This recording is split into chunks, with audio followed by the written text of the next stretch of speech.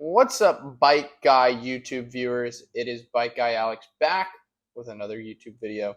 Today, a little bit of an impromptu video because I did just return from my holiday in New Zealand, where I spent a majority of the time hiking, enjoying the outdoors, and sightseeing. So, not a lot of bike content to come from this trip. Although I do hope in the future to get some bike packing videos out on my YouTube channel. So hopefully in the future, don't know when, we'll get some bike packing videos. There is a really, really cool route in New Zealand that I would love to ride. All the way from Oamaru up to Mount Cook, Ocean to Alpine Ascent, I think it might be called. Um, Seems super cool. So that is definitely something that I would love to be a part of and do at some point. However, it was not in the books for my little Christmas vacation that I took over to New Zealand. But I did come across some really interesting bikes on my travels, talked to some interesting people about bikes on my travels, and wanted to come on here and just highlight some of the cool and interesting bikes I came across in New Zealand. Um, so first bike up here, we have this Blazer uh, Furuno, I believe what it's called. Really, really interesting step through frame here. Never heard of the brand before, but this paint job really gives that Fuji Tahoe vibe, which is probably one of the coolest paint jobs out there. So loved the paint job on this. As 2024 was the year of the step through, this is just very fitting that this bike came across my path right before the new year. This is a beautiful bike. Um, Obviously, I was in New Zealand, so I wasn't where I'm currently residing here in Australia, so did not pick this bike up. It was at the thrift store for, I believe, 40 New Zealand dollars. Pretty good deal. Bunch of low end components on it, nothing really crazy to write home about, but I do want to just bring this bike up because it was such an interesting frame, really, really cool paint job, and just something I honestly didn't expect to come across while I was in New Zealand. So, not going to dive too much into that bike there, but did want to bring it up because it was a cool bike that I did come across. Next, really interesting bike I came across in my travels was this 90s mongoose that I saw hanging from a random store shop. Um, don't know why they had this mongoose in there. However, it was pretty cool how they displayed it hanging from the rafters. Walked in, my eye went right to it, had to go over, take a picture of it to commemorate this pretty epic bike that I saw in my travels around New Zealand. Um, Again, nothing too crazy about this bike. Just thought it was pretty cool, especially hanging from the rafters in a random gift shop in New Zealand. So that was a cool bike I did come across. Now, diving into the most interesting bikes I've ever seen in my entire life, and the most interesting bikes that I came across in my travels. First bike up here is this Pedersen Dooley, I believe it's called. Um, I'll do a voiceover correction if I was wrong about that. Dursley Pedersen, known as the Pedersen bike. Uh, but this really, really interesting, like early 1950s frame design of a bike. This bike came out when the penny farthings were kind of like falling off, and people were like looking for other options of bikes. They weren't riding penny farthings anymore. And in this time frame, there was a lot of really interesting bike frames that came about. But this one, although it is a super interesting bike frame, like overall, this is something that you would never see in modern day bicycling. So that's really cool. For one, uh, for two, this seat design is absolutely ridiculous. Um, in the best ways possible too. So when we take a closer look at the seat, a nice wide seat, you think this looks pretty normal, but then you see the strap coming off, and you're like, why is there a strap there? It's because this strap goes fully to where the fork is, right? So this is typically where you might see a top tube of a bike, right? But this is what's securing the seat, okay? So there's this, uh, I guess what you would call the seat tube of the bike, right? Seat tube coming up here off of the cranks. That's where the back of the saddle connects. And it connects in this sort of like hammock fashion to the fork of the bike. So interesting and so weird that I just had to take a picture of this and I had to talk about this bike.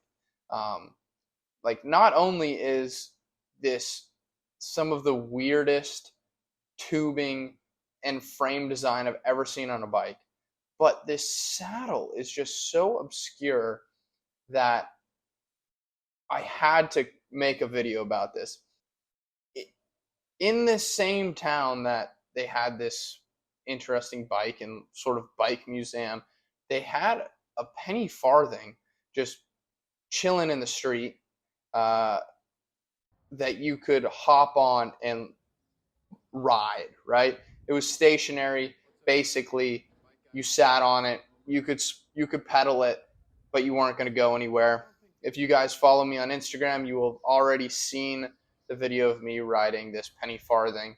Um, but if not, I'm going to insert a clip into this YouTube video. I do go TT mode on it. Got as arrow as you'll probably ever see anybody on a penny farthing. So this was a really interesting, weird town. Really liked all of the bike accents that this town had with the random penny farthing and this really crazy bike in their bike rental shop. Um, so really, really cool bike. If you're interested in more detail and history about this bike, please look it up yourself. I'm not the person that should be reporting on this, nor am I the person that you should come to for your history on bikes. Uh, but I do want to show you guys some cool stuff that maybe you haven't seen either. So, really, really cool bike here. Uh, and lastly, for interesting bikes that I came across in New Zealand, I ran into this strapping young chap in downtown Christchurch, as we were walking the shops. And I noticed that his tandem bike looked like a Brompton or lots of other folding bikes. So I had to ask the question, is this a folding tandem bike? Um, the answer wasn't as simple as yes, it's a folding tandem bike, but it is a deconstructible tandem bike. And this amazing human being of a man spoke to me for about 5 to 10 minutes about this bike and all of the adventures he's been on. And to be honest, I would have sat down, had a beer with this guy, and just talked bikes for the rest of the afternoon.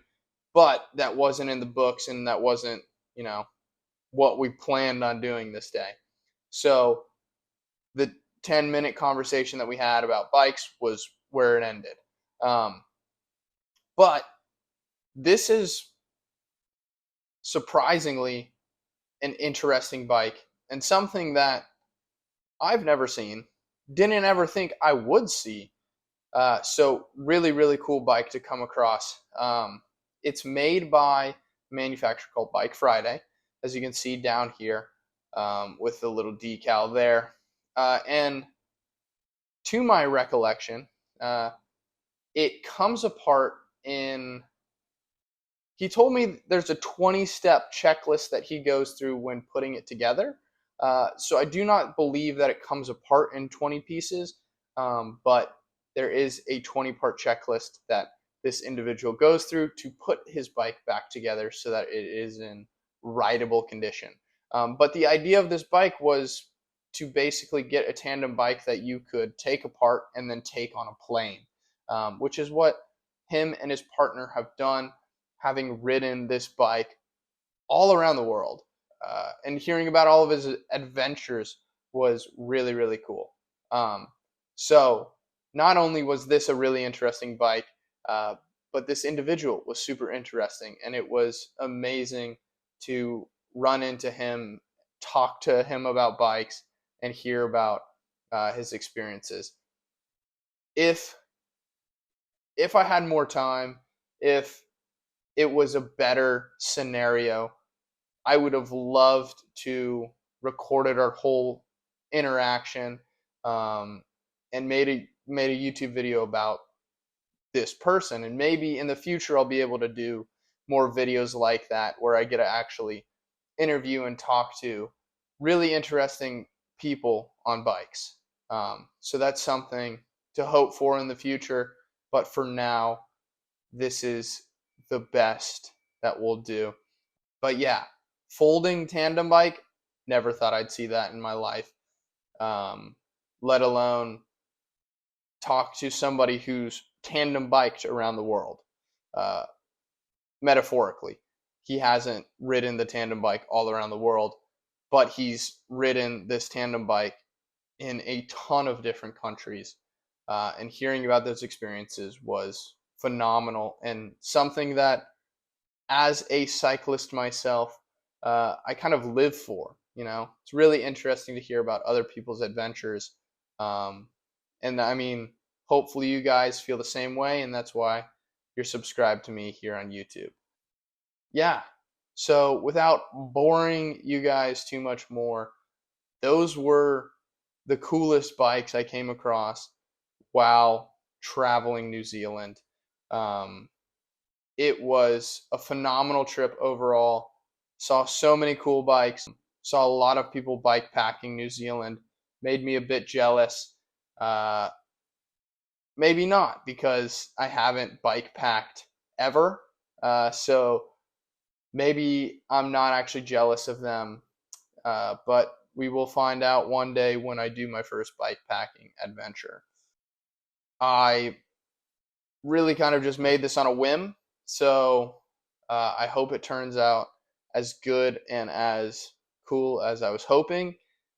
But yeah, I hope you guys enjoyed this video. I hope you all had a Merry Christmas, Happy Holidays, um, whatever religion, holiday you celebrate. I hope it was a lovely time that you were able to spend with friends and family.